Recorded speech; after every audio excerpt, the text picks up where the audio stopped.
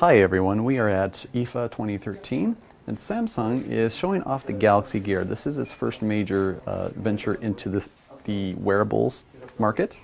Now the Galaxy Gear, as you can see here, has a 1.63 inch display. It is a 320 by 320 resolution. Let me just give you a really quick hardware tour. Of course you have the face here. On the back you have a nice little metal clasp. Make sure we click it in. On this side we have the 1.9 megapixel camera with 720p video capture capability. Now this is the one thing that really caught us by surprise when the Galaxy Gear was announced.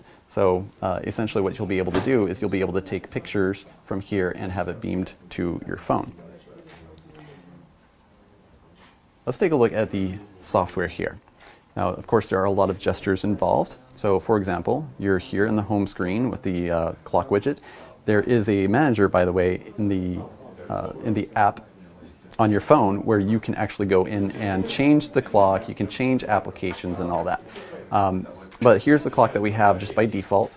If you move up, then, as you can see, we've got the camera. And you can take pictures or videos. Let's go into the menu. All right, so we have the option for video size. Okay. Now, to get out, what you can do is just swipe down from the top. And if you keep going, then you go back to the home screen.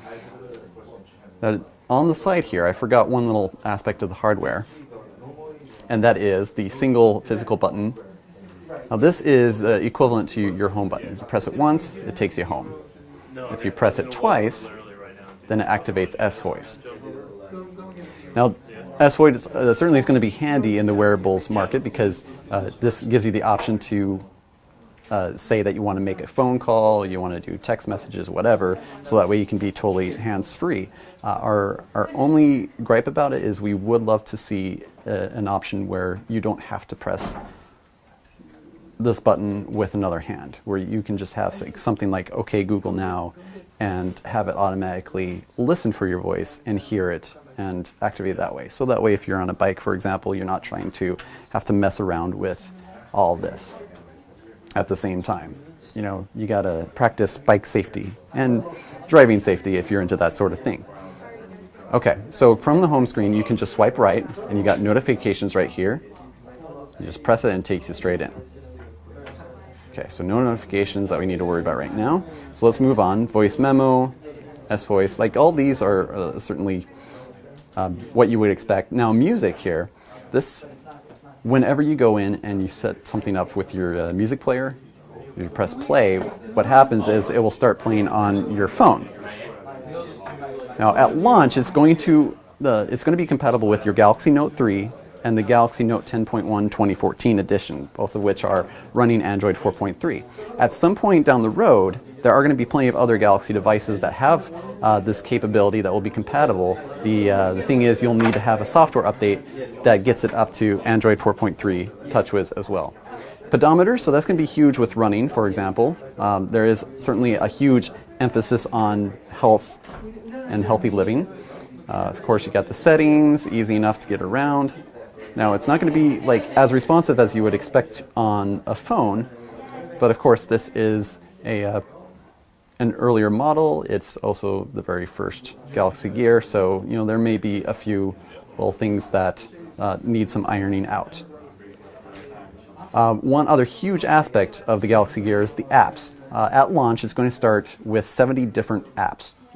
Now, what you see here is not all that you get. You can go into the app manager on the phone and you can add several different apps. Of course, developers will have the opportunity to have their own apps and get them compatible with the Galaxy Gear so you can have more. Like hopefully we would love to see stuff like Twitter and Facebook and all that get this kind of capability where you can just manage it all on your Galaxy Gear. Now you can have up to 10 different apps on the Galaxy Gear. So if you need more than that, you're just going to have to switch them out. Okay, so let's go back. So we also have call logs and contacts. And you can access all of these and initiate phone calls and take notes and do all sorts of different things directly from your gear. Galaxy Gear is going to be available sometime later this year. This is the same thing with the Note 3, so we have a high suspicion that the two devices will likely become available right around the same time. We also don't know what the pricing is going to be, so we're going to keep an eye out for that. And also be sure to check out our hands-on at Engadget.com, where we go into more detail about all the different specs and our first impressions of the Galaxy Gear. Thanks again for watching. This is Brad with Engadget.